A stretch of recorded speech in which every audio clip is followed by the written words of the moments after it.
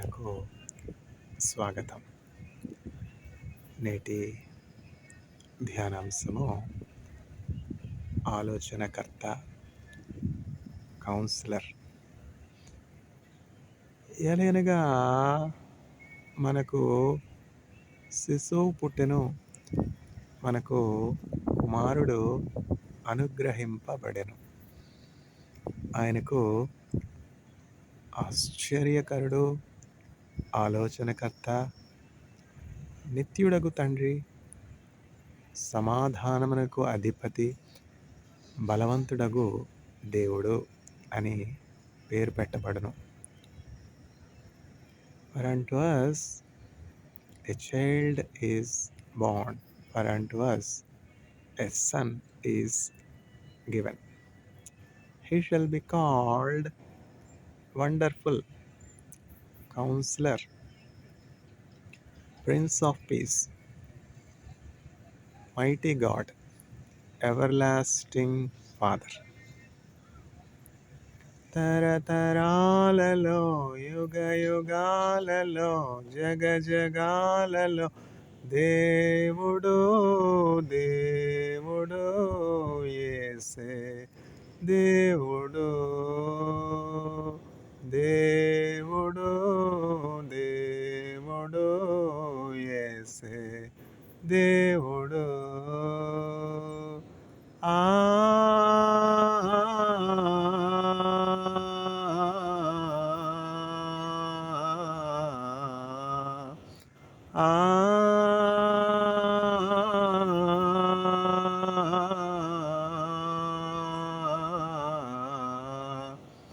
పర్వతములు పుట్టకమునుపు నరునికి రూపులేనప్పుడు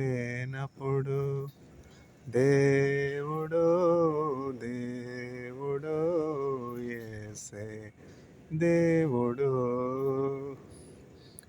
దేవుడు దేవుడు యేసే దేవుడు. ఆ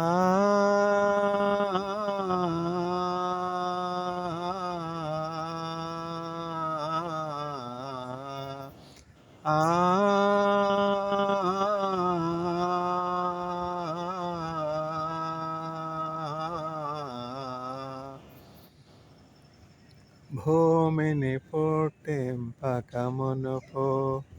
నరునికి రూపులేనప్పుడు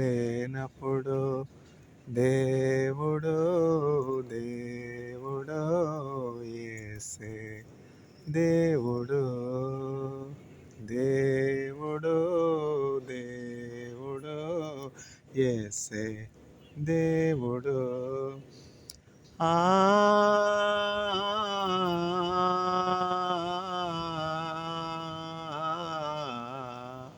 హల్లెలూయా హల్లెలూయా హల్లెలూయా హల్లెలూయా. తండ్రి కుమార ఆత్మలో ఒకటై ఉన్న రూపము, తండ్రి కుమార ఆత్మలో ఒకటై ఉన్న రూపము, దేవుడు దేవుడు యేసే దేవుడు దేవుడు దేవుడు యేసే దేవుడు. ఆ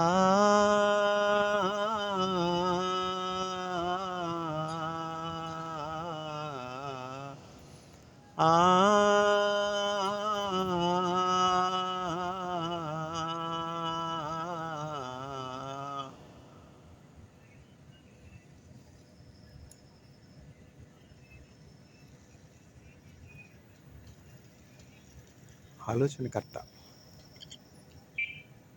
కౌన్సిలర్.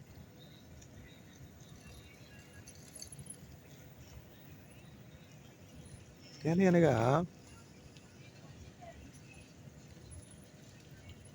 మనకు శిశువు పుట్టెను, మనకు కుమారుడు అనుగ్రహింపబడెను.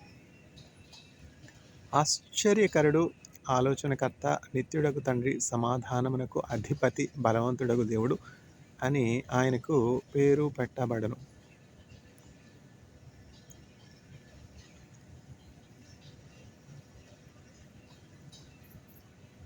యెషయా గ్రంథము 9వ అధ్యాయము 6వ వచనం. For unto us a child is born, a son is given. He shall be called Wonderful Counselor, Prince of Peace, Mighty God, Everlasting Father. Isaiah chapter 9 verse 6. ఇవన్నీ కూడా నోటికి బట్టి వచ్చేసేయాలన్నమాట. అట్లా బై హార్ట్ చేయాలి వాక్యం.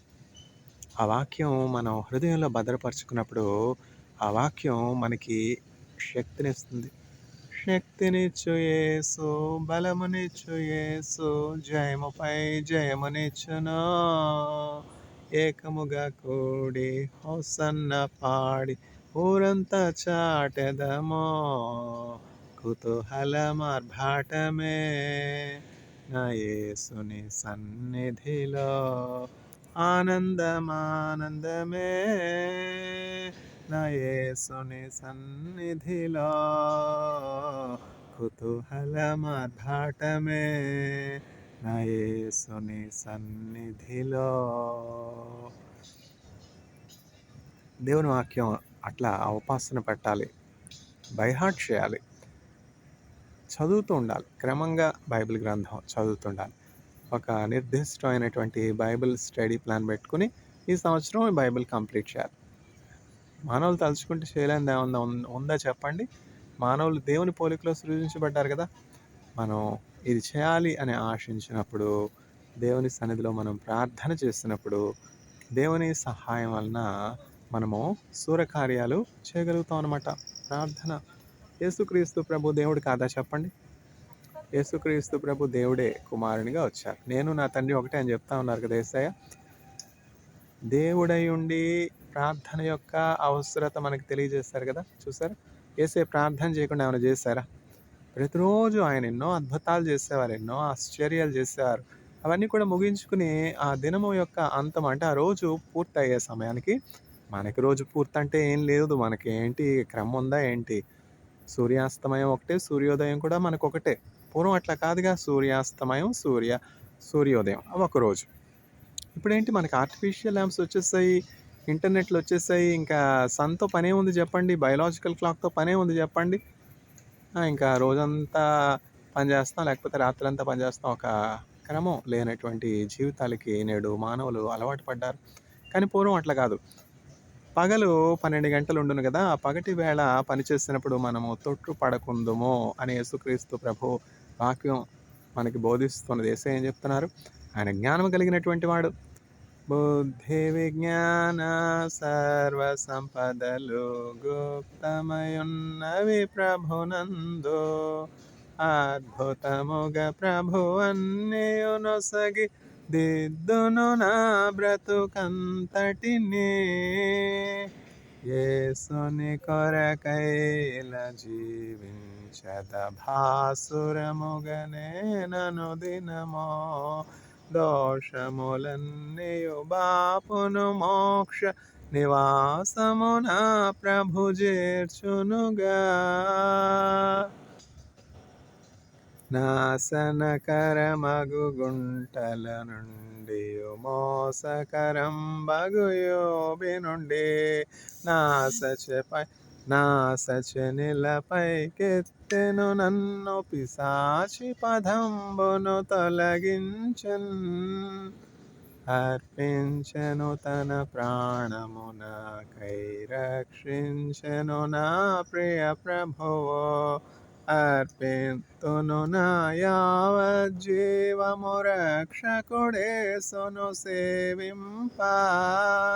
ప్రభునందానందింతును నిరతము ప్రార్థన విజ్ఞాపనములతో, విభుడే తీర్చును ఇలా నా చింతలు, అభయముతోను తింతు ప్రభున్. అర్పించెను తన ప్రాణము నాకై, రక్షించెను నా ప్రియ ప్రభువే. అర్పింతును నా యావజ్జీవము రక్షకుడేసును సేవింప. యౌవన జనమా ఇది ఏ సమయము యేసును చాటను రండి. పావన నామము పరిశుద్ధ నామము జీవపు మార్గము ప్రచురింపన్.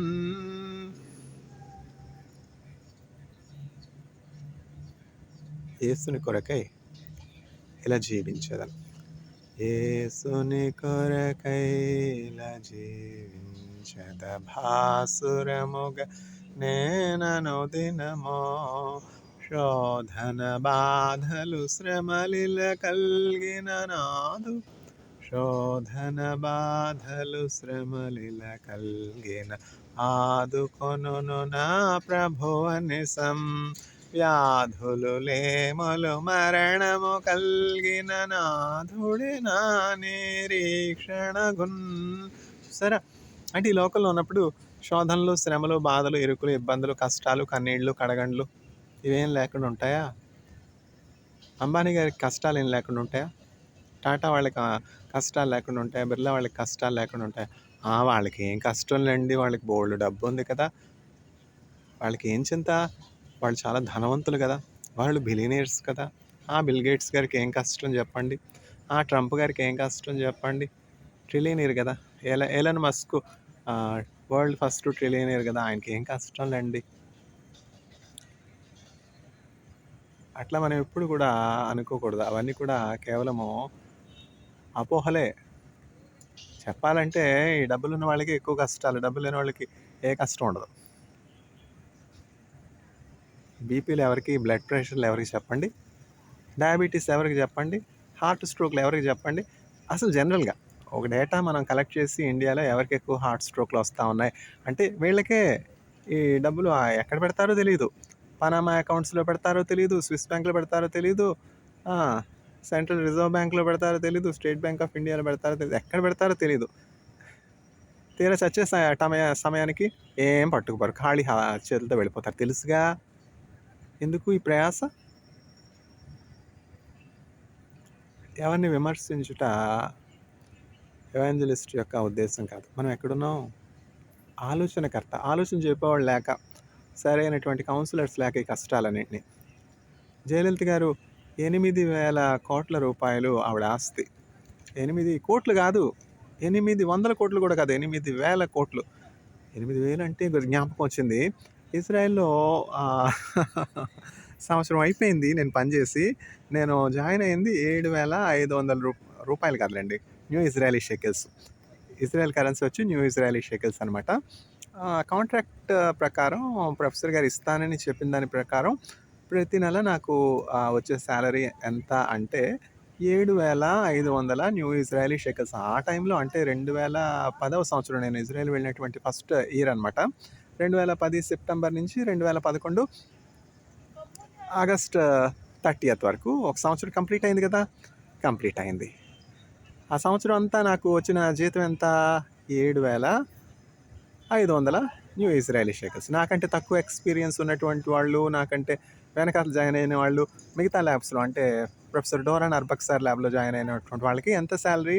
10,000 న్యూ ఇజ్రాయలీ షెకిల్స్. అంటే నేను వాళ్ళతో కంపేర్ చేసుకోలేదు, వాళ్ళకి ఎక్కువ వస్తుంది నాకు తక్కువ వస్తుంది అని కూడా నేను అనుకోలేదు. గడంకన్ సార్ ఏమంటారంటే, ఇంద్రనీల్ సమస్య ఏమిటంటే నేను నీకు ఇప్పుడు ఎక్కువ ఇచ్చాననుకో, మిగతా ల్యాబ్స్ వాళ్ళు ఇవ్వలేకపోతే వాళ్ళు స్టూడెంట్స్ గొడవ చేయరు, వాళ్ళ పోస్ట్ డాక్స్ అడగరు.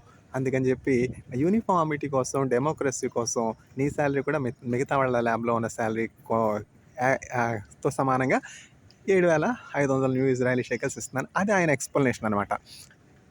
ఇవ్వగలిగితే ఇవ్వరాదు, డోరాన్ అర్బక్సార్ ఇవ్వగలరు, ఇవ్వట్లేదు. వాళ్ళ స్కాలర్స్ రాగానే చక్కగా వాళ్ళకి స్టార్ హోటల్స్లో అకామిడేషను, వాళ్ళు నిజంగా అపార్ట్మెంట్ చూసుకునేంత వరకు వాళ్ళు స్టార్ హోటల్స్లో ఉంటారు, ఎంతో కంఫర్టబుల్గా. ప్రొఫెసర్ డోరాన్ అర్బక్సార్ అంటే ఎంతో మ్యాగ్నానిమస్గా, ఎంతో జనరాసిటీతో, పిసింతనం లేకుండా అట్లా శాలరీ ఇచ్చేవారనమాట. 10,000 షెకిల్స్ అంటే నాకు 7,500 వస్తుంది, నాకంటే వెనకాతలు వచ్చినటువంటి వాళ్ళకి, పక్క ల్యాబ్లో ఉన్నటువంటి వాళ్ళకి ఎక్కువ వస్తుంది అని నేనేం మనసులో పెట్టుకోవాలి. అదొకటి చాలంటూ, doctor Neel you are getting 2 salaries అంటే ఇద్దరు పని చేస్తున్నారు కదా మీ ఇద్దరు. ఆవిడకి వస్తుంది, నీకు వస్తుంది కదా salary. You are getting 2 salaries no doctor Neil. ఎంత చెట్టుకి అంతే గాలి. ఇద్దరు ఉంటే ఇద్దరికి సరిపడా ఖర్చు ఉండదా? పిల్లలు ఉంటే ఇంకా వాళ్ళకి డైపర్ల దగ్గర నుంచి కిండర్ గార్డెన్కి తీసుకెళ్తే ఎంత ఖర్చు? ప్రతి నెల 2000 షెకెల్స్ కిండర్ గార్డెన్కి అయిపోయాయి. తర్వాత పాల పొడి, డైపర్స్, ఇవి అవి చూసుకుంటే ఎంత అయింది పిల్లలకి పెట్టింది మనం ఎప్పుడు లెక్క పెట్టాం. కానీ ఇజ్రాయెల్ దేశంలో కొంచెం కాస్ట్ ఆఫ్ లివింగ్ ఎక్కువ. అంటే మంచి దేశాన్ని చెడు దేశం అని చెప్పినటువంటి వాళ్ళు శాపగ్రస్తులు అవుతారు. నేను ఇజ్రాయెల్ దేశాన్ని ఏమీ విమర్శించట్లేదు. ఇజ్రాయెల్ దేశం మంచి దేశం కాదని చెప్పట్లేదు. రాజుగారి పెద్ద భార్య మంచిదంటే చిన్న భార్య చెడ్డదని కాదు. అక్కడ వాస్తవ పరిస్థితులు ఎట్లా ఉన్నాయి అంటే, అరిచేతిలో 5 వేళ్ళు ఉన్నాయి. 5 వేళ్ళు ఒకేలా ఉంటాయా అంటే, డోరా నర్బక్ సార్ ఎట్లా ఉంటారు, ప్రొఫెసర్ గెడెంకన్ సార్ ఎట్లా ఉంటారని నా అనుభవాన్ని నేను పంచుకుంటా ఉన్నాను. అంతే కదా. అంటే ఒకళ్ళు విమర్శించినట్టు కాదు. Doctor Neil, if I give more salary to you, all other laboratories, the scholars will complain. So I am giving you only 7,500. ఒక సంవత్సరం అయిపోయిన తర్వాత నేనే అసలు ఎప్పుడు అడగను, శాలరీ పెంచమని కూడా ఎవరిని ఎప్పుడు అడగను. అట్లాంటిది ఎందుకని అడిగాను, సార్ సంవత్సరం అయిపోయింది కదా, మీరు ఏమన్నా శాలరీ పెంచితే నాకు చాలా ఉపయోగకరంగా ఉంటుంది సార్ అంటే, doctor Neil, I will increase you 500 new Israeli shekels. ఆయన దగ్గర నుంచి 500 వచ్చిందంటే 5000 అనమాట. ఆయన 500 స్టైఫండ్ పెంచారు, స్కాలర్షిప్ పెంచారు అంటే, బయట ల్యాబ్స్ వాళ్ళు 5000 పెంచితే ఎంతో, ఆయన 500 గీసి అట్లాంటి పరిస్థితులు అనమాట. అట్లాంటి క్లిష్టమైన, కష్టమైన, జిడ్డు పరిస్థితుల్లో కూడా యేసుక్రీస్తు ప్రభు అవన్నీ తాళుకోవడానికి కృపనిచ్చారు. మన దైవమో ఘన దైవమో విజయశీలుడు శ్రీయేసుడే, రక్షణ పొందగరారే. ఈ లెక్కలన్నీ వేసుకుంటే పోతే చివరికి ఏం మిగిలింది? అపార్ట్మెంట్ రెంట్ 2000, కిండర్ గార్డెన్ 2000, అది ఇది. ప్రావిజన్ షాప్కి వెళ్తే 400 తీసుకెళ్తే 600 ఖర్చు అవుతుంది. 400 షేకల్స్. చైనాలో అట్లా కాదు. చైనాలో మనం 200 షేకల్స్, చైనా కరెన్సీ షేకల్స్ కాదుగా, రన్మిన్బింగ్ అంటాం, ఆర్ఎంబి అంటారు, లేకపోతే యువాన్ అంటారు. యువాన్ సింపుల్ కదా, ఆర్ఎంబి ఇవన్నీ మర్చిపోయాను నేను, ఆర్ఎంబి ఫుల్ ఫామ్ ఇవన్నీ. యువాన్ అంటే ఇప్పుడు కొరియాలో ఈరోజు 25వ తారీఖు కల్లా కొరియాలో శాలరీ అనమాట. నేను చాలా సర్ప్రైజ్ అయిపోయాను. 25వ తారీఖు శాలరీ ఏమిటి, ఎంతో ఆశ్చర్యం అనమాట. చక్కగా అంటే మంత్ ఎండ్లో అందరూ కూడా శాలరీ కొరకు ఎదురు చూస్తూ ఉంటారు కదా. కొరియాలో సారు తేహున్ కిమ్ సార్ ఏం చెప్పారంటే, doctor Neil, I think you may not know, in Korea the salary date is 25th. ఆయన ఒక్కళ్ళే చెప్పారు శాలరీ డేట్ ఎప్పుడని. లేకపోతే అదొక పెద్ద సంశయం, అదొక పెద్ద సందేహం, మైండ్లో అదొక పెద్ద ప్రశ్న. అడగాలంటే మొహమాటం అనిపోతే కొడిపోయిందట. ఏంటది, అడగొచ్చుగా. చైనాలో జాయిన్ అయింది 14వ తారీఖు ఏప్రిల్. తర్వాత ఏప్రిల్ 30 వచ్చేసింది. ఏప్రిల్ 30వ తారీఖు శాలరీ డేట్ అంటే ఏప్రిల్ 25వ తారీఖే వెళ్ళి ఏటీఎం కార్డ్ చెక్ చేసుకున్నా బ్యాంక్లో, బ్యాంక్ ఆఫ్ చైనా. ఏం కాలా, ఏం లేదు బ్యాలెన్స్. 25వ తారీఖు కాదేమో కొరియాలో, 25వ తారీఖు చైనాలో కూడా అదే డేట్ ఉంటుందేంటి, అందరూ 25వ తారీఖు ఇస్తారా, అందరూ తేహున్ కిమ్ సార్ లాగా ఉంటారా అనుకుని 30వ తారీఖు వెళ్ళి చూసా. 30వ తారీఖు ఏటీఎం బ్యాంక్లో పెట్టి చూస్తే 0 బ్యాలెన్స్, ఏం లేదు. ఏమిటి ఇంకా రాలేదు, మంత్ ఎండ్ వచ్చేసిందే, శాలరీ డేట్ కదా, మంత్ ఎండ్ కదా. తర్వాత మళ్ళీ 1వ తారీఖు మే వెళ్ళి ఏటీఎం కార్డు పెట్టి చూసా, రాలా. 1వ తారీఖు కాదనుకుంటా, 5th అనుకుంటా. సరే 5thకి వచ్చి చూద్దాం. 5th మేకి ఏటీఎం కార్డు పెట్టి బ్యాంక్ ఆఫ్ చైనా కార్డులో చూసా, 0 బ్యాలెన్స్. ఏమిటిది, శాలరీ రాలేదు. అడిగి చూస్తే పోలా. చీప్గా అనుకుంటారేమో, ఎందుకు అడగడం. ఇంకా సర్లే, తెలుసుకోవడంలో తప్పే ఉంది, అడిగితే తప్పే ఉంది, అడుగుదాంలే అని చెప్పి వెళ్ళి డాక్టర్ దందాంజు అని ప్రొఫెసర్ గారికి రైట్ హ్యాండ్ సైంటిస్ట్ అనమాట ల్యాబొరేటరీలో. నేను అక్కడ వేసా డాక్యుమెంట్స్ అవన్నీ తీసుకోవడానికి. నాకు ఎంతో హెల్ప్ చేసి ఇజ్రాయెల్ నుంచి చైనా వెళ్ళడానికి, అంటే ఇండియా నుంచి చైనా వెళ్ళడానికి నాకు ఎంతో గైడెన్స్ ఇచ్చినటువంటి జెంట్ కాదు, లేడీయే. నేను జెంట్ ఏమో అనుకుని జెంట్స్ వాట్స్ గిఫ్ట్గా తీసుకెళ్ళా. తీరా చూస్తే ఆవిడ బ్యూటిఫుల్ యంగ్ లేడీ. ఏంటి ఇది జెంట్ వాట్స్ ఇస్తే నాకు మెంటల్ అనుకోరా. మేడం అట్లా కాదు.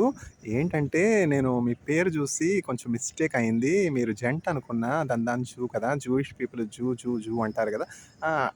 దాన్నేమో అదేమో ట్రైబ్ పేరు జూయిష్ పీపుల్. మీరేమో జూయిష్ జెంట్ అనుకున్నాను. మీరు తీరా చూస్తే బ్యూటిఫుల్ యంగ్ లేడీ అయిపోయారు. మీకు జెంట్స్ వచ్చి గిఫ్ట్‌గా తెచ్చాను. అంటే సాలరీకి దీనికి సంబంధం లేదులెండి. నేను ఏప్రిల్ 14థ్‌కి వెళ్ళగానే ఆవిడకి ల్యాండ్ అవ్వగానే గిఫ్ట్ ఇచ్చేసా. ఇట్లా అనుకున్నాను నేను. అయితే నేను మీరు జంటే కా మీరు జంట్ మీరు జంట్ కాకపోతే ఏమైందిలెండి. మీ హస్బెండ్‌కి ఇది నా తరపున గిఫ్ట్ ఇవ్వండి మేడం అని చెప్పి దందాంజుకి ఆ గిఫ్ట్ ప్రెజెంట్ చేశా. అట్లా ఉంటాయి మనకి.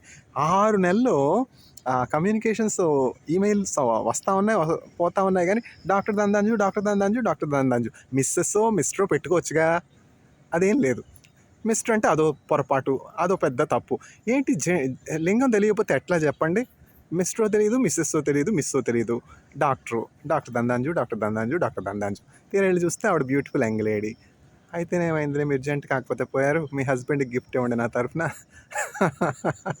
అని చెప్పి ఆవిడకి ఇచ్చాను. అదయిపోయింది. ఆ కథ అయిపోయింది. తర్వాత 5వ తారీఖు ఆవిడ దగ్గరికెళ్ళి ఆలోచనకర్త గురించి చెప్తా ఉన్నాననమాట. Counsellor, wonderful counsellor. Jesus is wonderful counsellor. At every stage we need the counselling of Jesus Christ. Dandan గారి దగ్గరికెళ్ళి Dandan today is 5th May. What is the salary date in China may I know? Yes, it is today 5th May, Dr. Neil. But you did not work for 1 month. Without working for 1 month, how can you get salary? Tell me. ఆవిడ కొంచెం fast. నేను 1 month work చేయలేదని నాకు తెలీదా? అంటే 1 month చేసినా, 15 రోజులు చేసినా, ఎన్ని రోజులు చేస్తే అన్ని రోజులకి శాలరీ ఇస్తారు కదా అని నేను అడగలేదు. అడిగితే మళ్ళీ అదొక mistake. Without working for 1 month, how can you expect your salary, Dr. Neil? You worked only for 15 days. So you will not get salary this month. You will get your salary on June 1st. చైనీసే కానీ English, American English. Thank you madam. ఇంకేమంటావు, నోరు మూసుకుని వచ్చేసా. అట్లా ఉంటాయి పరిస్థితులు. కానీ దేవుని కృప ఏంటంటే దేవుడు చాలా గొప్పవాడు. దేవుడు ఆశ్చర్యకరుడు. ఎట్లాగంటే నేను ఎయిర్పోర్ట్ దిగినప్పటి నుంచి ఎక్కడుండాలి, ఏం చేయాలి, ఇవన్నీ కూడా ప్రశ్న. నేను తీసుకెళ్ళిందంతా కేవలం $300 పట్టుకెళ్ళాను అనమాట. $300 చైనాలో ఏ పార్టీ అంటే అక్కడ ఎక్స్పెన్సెస్ తక్కువే. ఎక్కడుండాలి ఇవన్నీ క్వశ్చన్స్. నేను మెయిల్ చేసింది ఏమిటంటే మా ప్రొఫెసర్ గారికి త్రూ దందాంజు. అంటే ఆయన బిజీగా ఉంటారు కదా, షిన్లింగ్ వాంగ్ సారు. ఆయన ఎక్కువ మాట్లాడరు, ఎక్కువ ఇంటరాక్ట్ అవ్వరు కూడా. చాలా జెంటిల్‌మ్యాన్. ఈవిడ కొంచెం ఫాస్ట్. డాక్టర్ దందాంజు, please arrange for me a dormitory to stay in the university campus అని అకామిడేషన్ కోసం ఒక చిన్న రిక్వెస్ట్ ముందుగానే పంపించాను. నాకు ఏదైనా అపార్ట్మెంట్ ఏంటిది డార్మెటరీ స్టూడెంట్స్ హాస్టల్లో చూస్తుంటారులే, అక్కడైతే శాలరీ వచ్చాక తర్వాత పే చేయొచ్చు కదా అన్న ఉద్దేశంతో వెయిట్ చేస్తా ఉన్నా. ఇంకా నాతో ఏమీ సంప్రదింపు లేకుండా డైరెక్ట్గా నన్ను హోటల్ రూమ్కి తీసుకెళ్ళిపోయారు ఎయిర్పోర్ట్ నుంచి. ఎక్కడికి వెళ్తున్నావు దందానని కూడా నేను అడగల. యూనివర్సిటీకి తీసుకెళ్తున్నారేమో క్యాంపస్కి. క్యాంపస్లో డార్మెటరీ కదా నేను అడిగాను. డార్మెటరీలో నాకు అకామిడేషన్ బుక్ చేస్తుంటారు అంటే తీరా చూస్తే స్టార్ హోటల్ ఎదుర్కొని దిగాం. ఏమిటిది హోటల్ లాగా ఉంది అని చూస్తే ఒక హోటల్లోనికి తీసుకెళ్ళి, doctor Neel, you are going to stay here for 1 month. Professor Xinling Wang sir will pay for your stay here. Every day we have arranged breakfast for you. You will have breakfast in this hotel and you will come to the university. Dr. Chonchong will show you how to come to the university. It's a walkable distance అని చెప్పి ఆవిడ కార్లో తీసుకొచ్చారు కదా. చొంచాంగ్ నా దగ్గర పెట్టి ఆవిడ వెళ్ళిపోయారనమాట. She is a very wonderful woman scientist. నేను ఆశ్చర్యపోయాను. ఇంత హోటల్లో నేను ఉండడం ఏంటి, నేను ఎప్పుడో ఇంత ఎక్స్పెక్ట్ ఏం చేయలేదు కదా. అట్లా ఉంటాయి. అంటే నేను చెప్పేది ఏంటంటే, ఇజ్రాయెల్‌లో అహరోన్ గెడెంకన్ గారు నాకు హోటల్ బుక్ చేయలేదు, అహరోన్ గెడెంకన్ నాకు శాలరీ పెంచలేదని ఏడవలేదు నేను. సరే దేవుడు ఇచ్చింది, దాంతో నేను తృప్తిపడి అసలు అహరోన్ గెడెంకన్ గారితో పనిచేయడమే గొప్ప అవకాశం. ఆయన ఇస్తే ఏంటి, ఇవ్వకపోతే ఏంటి, ఆయన ల్యాబ్లో పనిచేస్తున్నారు అదే చాలు. 500 పెంచారు కదా అదే చాలు అన్నట్లు నేను ఆయన ల్యాబ్లో తృప్తిగా ఉండేవాడిని. నాకు హోటల్ బుక్ చేయలేదే, హోటల్ రూమ్లో నన్ను పెట్టలేదే, నాకు 10,000 షెకెల్స్ డోరా నర్బక్ సార్ స్కాలర్స్ లాగా ఇవ్వలేదు. ఇట్లాంటి నెగేషన్ ఫీలింగ్స్ ఏం లేవు. అందుకని చెప్పి చూసారా, తగిన కాలమందు హెచ్చింపబడినట్లు ఆయన బలిష్టమైనటువంటి బాహు కింద మీరు దేన మనస్కులై ఉండి humble your self under the mighty arms of the lord that you will be lifted up in due time. అసలు ఆ షిల్లింగ్ మాంగ్ సార్ ఎక్కువ మాట్లాడారు, అంత జెంటిల్మెన్. ఆ నోరంతా ఈవిడికి ఇచ్చారు దేవుడు, ఆయన అసిస్టెంట్ దందాంజు. అందుకనే మామిడి పెట్టుకున్నాడు ఆయన. ఆయన చెప్పలేక ఈవిడితో చెప్పించడం అనుకుంటా. కాదులేండి, జనరల్గా ఆయన మంచి ఆయనే. ఒక మంత్ చేయకుండా శాలరీ జీతం ఎట్లా వస్తుంది అనుకుంటున్నావు? చెప్పేది ఏదో కొంచెం నెమ్మదిగా చెప్పచ్చు కదా. Doctor Neel, you work for 15 days but only after working for 1 month you will get the salary అని చెప్పచ్చుగా. You worked only for 15 days, how can you expect salary? You will get only after 1 month you will receive on 1st June. Thank you madam అని చెప్పవచ్చు. Sir ఏం మాట్లాడతాం అంటే, ఎట్లా అంటే వాళ్ళు మన పట్ల ఎంతో కేర్ తీసుకుంటా ఉన్నారు. అసలు మనం డబ్బులు తీసుకుని వెళ్ళవలసినటువంటి అవసరమే లేదు. ఆ హోటల్ బుక్ చేసి హోటల్లో ఎక్స్పెన్సెస్ అన్నీ వాళ్ళు పే చేసి అట్లా ఉంటారు చైనీస్. వెరీ వెరీ కేరింగ్ అనమాట. సరే, నేను జూన్ 1st వెళ్ళి శాలరీ చూస్తే ఎంతో ఆశ్చర్యపోయాను. నాకు రావాల్సిన శాలరీ ఎంత? 1.5 months శాలరీ, అంతే కదా. అయితే 2 months ఫుల్ శాలరీ అనమాట.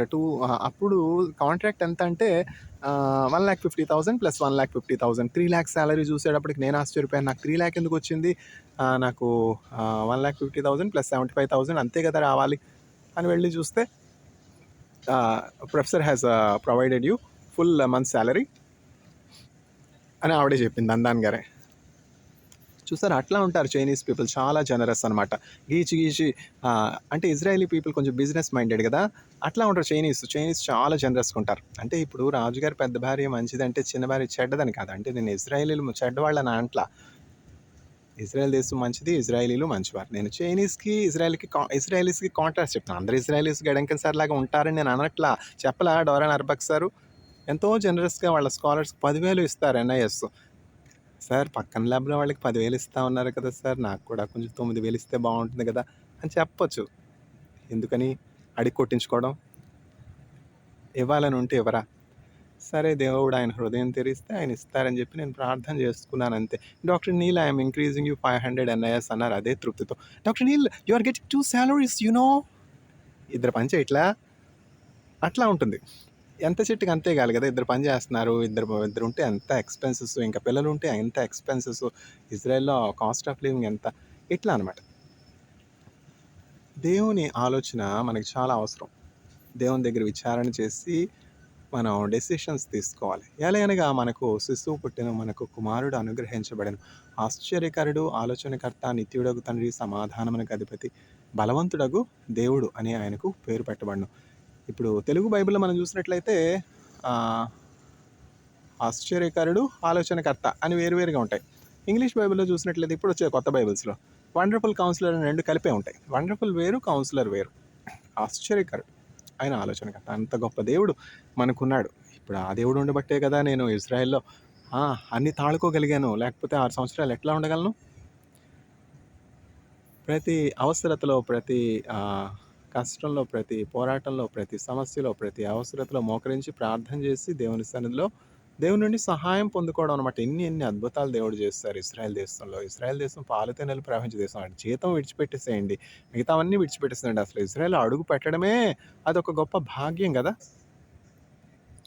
ఓ ఇజ్రాయేలు వినో, నీ భాగ్యం ఎంత గొప్పది, యెహోవా రక్షించిన నిన్ను పోలిన వారెవరు. ఆ ఇజ్రాయెల్ గొప్ప దేవుని, ఇజ్రాయెల్ పరిశుద్ధ దేవుని బాహుల క్రిందకి వెళ్ళడం, ఆ ఇజ్రాయెల్ దేశంలో ఉండడమే గొప్ప ఆశీర్వాదం. ఓ ఇజ్రాయేలు వినో, నీ భాగ్యం ఎంత గొప్పది, యెహోవా రక్షించిన నిన్ను పోలిన వారెవరు. యేసుక్రీస్తు ప్రభు ఆశ్చర్యకరుడు, ఆలోచనకర్త, నిత్యుడగు తండ్రి, సమాధానమునకు అధిపతి, బలవంతుడగు దేవుడు. ఆయన ఇమానియల్ అంటే దేవుడు మనకి తోడు. చాలామంది మేము ఒంటరిగా ఉన్నామే, మాకు సహాయకులు ఎవరు లేరే, మేము పేదవారంగా ఉన్నామే, ఆకలి దప్పులతో ఉన్నామే, వ్యాధిలో ఉన్నామే, మరణ వ్యాధితో బాధపడుతున్నామే, మాకెవరు ఆదరించేవారు లేరు, సహాయం చేసేవారు లేరని చింతలో ఉంటారు. కానీ దేవుని వాక్యం ఏం చెప్తుందంటే యేసుక్రీస్తు ప్రభువు ఇమ్మానుయేలు దేవుడు. ఆయనకి ఇమ్మానుయేలు అని పేరు పెట్టబడను. ఆయన ఆశ్చర్యకరుడు, ఆలోచనకర్త, నిత్యుడగు తండ్రి, సమాధానమునకు అధిపతి, బలవంతుడగు దేవుడు. చూసారా? కీర్తనల గ్రంథం 18వ అధ్యాయం ప్రారంభ వచనం ఏమిటి? Lord you are my strength, I love you. ప్రభువా యెహోవా నీవు నా బలము, నేను నిన్ను ప్రేమించుచున్నాను. చూసారా? మన బలం ఎక్కడుంది? మన జీవం ఎక్కడున్నది? పలానా వాళ్ళు ఇవ్వలేదు, పలానా వాళ్ళు ఇవ్వలేదు, పలానా వాళ్ళు ఇవ్వలేదని వాళ్ళ మీద పడి ఆడవడం ఎందుకు? ఇచ్చేది ఇవ్వంది దేవుడేగా. దేవుని సన్నిధిలో మోకరిస్తే దేవుడు బండరాతిలో నుంచి నీటి ఊటలు కలుగు చేయడా? అహరోన్ గారు, ఎంకన్ గారు 500 పెంచడం ఏంటి చెప్పండి? ఒక్క రూపాయి కూడా పెంచరు ఆయన. మనం కుదుర్చుకున్న కాంట్రాక్ట్ ఏంటి డాక్టర్ నీల్? 2 years కాంట్రాక్ట్ కదా. 2 years నేను ఎంత ఇస్తానని చెప్పాను? 7,500 ఇస్తానని చెప్పాను కదా. అంటే మనం ఏం చేయగలం చెప్పండి? లీగల్గా కమిట్ అయ్యాం 2 years టు పర్టికులర్ శాలరీకి. ఇవ్వడం ఇవ్వకపోవడం అది ఆయన ఇష్టం, పెంచడం పెంచకపోవడం ఆయన ఇష్టం. అంటే నేను అది చెప్పేది ఏమిటంటే దేవుని చిత్తం లేకుండా, దేవుని సహాయం లేకుండా, దేవుడు మనుషుల హృదయాలు తెరవకపోతే మనకి ఎక్కడి నుంచి కూడా సహాయం రాదు. వాళ్ళ మీద పడి ఆడవడం ఎందుకు? వాళ్ళు ఇవ్వలేదు, వీళ్ళు ఇవ్వలేదు, వీళ్ళు చేయలేదు, వాళ్ళు చేయలేదని. చేయించేది చేసేది దేవుడేగా. కానీ మనం ప్రార్థన చేయాలి. ప్రభువా ఫరో హృదయాన్ని తెరువు నాయన. ఫరో దగ్గరికి వెళ్ళి మాట్లాడుతున్నాను. ఫరోను నీ స్వాధీనంలో తీసుకో, ఫరో హృదయాన్ని నీ స్వాధీనంలో తీసుకుని త్రోవ కల్పించు, ఎడారిలో ఎర్ర సముద్రంలో త్రోవ కలుగు ప్రభు అని ప్రార్థన చేసుకుని వెళ్ళాలి. మోషే ఫరో దగ్గర నేను నిలబడినప్పుడల్లా ఫరో హృదయం కఠినమైపోయింది, వెళ్ళనివల. పోనీయనొల్లడాయను, పోనీయనొల్లడాయను, పోనీయనొల్లడాయను. చివరికి దేవుడు ఏం చేశాడు? ఫరోకి బుద్ధి చెప్పి ఫరోని హంబల్ చేసి చక్కగా ఇజ్రాయేలీలందరినీ కూడా బానిసత్వం నుంచి విడిపించి 6 లక్షల ఇజ్రాయేలీలను చక్కగా అరణ్య మార్గంలో 40 సంవత్సరాలు నడిపించి పాలుతెనలు ప్రవహించు ఇజ్రాయెల్ని చేర్చారు కదా. ఆ మార్గం అంతా కూడా దేవుడు పగలు మేఘస్తంభంగాను, రాత్రి అగ్నిస్తంభంగా నుండి బలవంతుడైనటువంటి దేవునిగా ఉండి వాళ్ళని సకలమైనటువంటి ఉపద్రవం నుంచి తప్పించి, కాపాడి, పోషించి వారికి సహాయం చేశారు. ప్రతి గత 45 yearsలో అనేకమైనటువంటి అన్సర్టనిటీస్ గుండా వెళ్ళాను. సెప్టెంబర్ 1st ప్రయాణమై వస్తాను సార్ ఇజ్రాయెల్ అని కమిట్ అయ్యింది. వీసా ఇంకా రాలేదు. లాస్ట్ వీక్ వచ్చేసింది, August last week. September 1st ఇజ్రాయెల్లో ఉండాలి. ఇజ్రాయెల్లో సెప్టెంబర్ 1st ఉంటానన్నాను, కమిట్ అయ్యాను, వీసా రాలేదు. ఎట్లా? దానికి కూడా ప్రార్థనే. మళ్ళా విశ్వాసులందరితో చేరి వీసా కోసం రాత్రంతా మేల్కొని ప్రార్థన, హోల్ నైట్ ప్రేయర్ ప్రార్థన చేసినప్పుడు ఆశ్చర్యకరంగా వీసా వచ్చేసింది. ఇజ్రాయెల్ వీసా అంటే ఏంటంటే మన పాస్పోర్ట్ మీద కౌన్సిలేట్స్, ముంబైలో ఉన్నటువంటి ఇజ్రాయెల్ కౌన్సిలేట్ జనరల్ స్టాంప్ వేయాలి. అప్పుడే మనం ఇజ్రాయెల్ ట్రావెల్ చేయగలుగుతాం అనమాట. వీసా లేకుండా టికెట్ తీసుకుని ప్రయోజనం ఏముంది? వీసా లేకుండా టికెట్తో వెళ్ళిపోగలమా? అట్లా అనమాట. అనేకమైనటువంటి అనిశ్చయకర పరిస్థితుల్లో ఆలోచనకర్తగా, ఆశ్చర్యకరుడిగా, నిత్యుడగు తండ్రిగా, సమాధానమునకు అధిపతిగా, బలవంతుడగు దేవునిగా నా పక్షంగా ఉండి, దేవుడు నా కుమారునిగా, శిశువుగా ఉండి ఆదరించి, పోషించి, సహాయం చేసి ఇన్ని నాళ్ళు కాపాడినటువంటి దేవుడు విను శ్రోతలను కూడా ఆదరించును గాక. లేకపోతే మనం పనిచేసే చోట మన అధికారులు మనకి ఎందుకు శాలరీ పెంచాలి? ఎందుకు మన టెన్యూర్ ఎక్స్టెండ్ చేయాలి? లేదుగా. దేవుడు వారితో మాట్లాడితే, దేవుడు వారి హృదయం తెరిస్తేనే మనం ఏమైనా పొందుకుంటాం, అంతే కదా. అందువల్ల ముందు మెయిన్ ఆశీర్వాదాల కారకుడు ఎవరు అన్న సత్యాన్ని మనం గమనించాలి. మన జీవానికి కారకులు ఎవరు? మనం ఊపిరి పీలుస్తానో అది ఎక్కడుంది? ఆ సోర్స్ ఆఫ్ లైఫ్ జీసస్ అని తెలుసుకోనాలన్నమాట. బుద్ధి విజ్ఞాన సర్వ సంపదలు గుప్తమయున్నవి ప్రభునందు, అద్భుతముగా ప్రభు అన్నియునొసగి దిద్దును నా బ్రతుకంతటిని, యేసుని కొరకైల జీవించద భాసురముగనే నను దినమో. ఫరో లాంటి అధికారులు ఉన్నటువంటి పరిస్థితుల్లో మనం ఉంటూ ఉన్నాం. యెరోబాము వంటి, రెహబాము వంటి నీచులు అధికారులుగా ఉన్నటువంటి కాలంలో మనం ఉంటూ ఉన్నాం. అందువలన దేవుని సన్నిధిలో మనం ప్రార్థన చేసుకుంటేనే కానీ మనకి ఎక్కడి నుంచి కూడా సహాయం రాదు. దేవుని సన్నిధిలో మనం ప్రార్థన చేసినప్పుడే ఆయన మన పరిస్థితులన్నింటినీ మనకు చక్కగా అనుకూలపరుస్తారు. ఎడారిలో త్రోవ కలుగు చేస్తే దేవుడు మన ఎదుట త్రోవ కలుగు చేస్తాడు. దేవుడు విని శ్రోతలను ఆశీర్వదించునుగాక. ఆమేన్.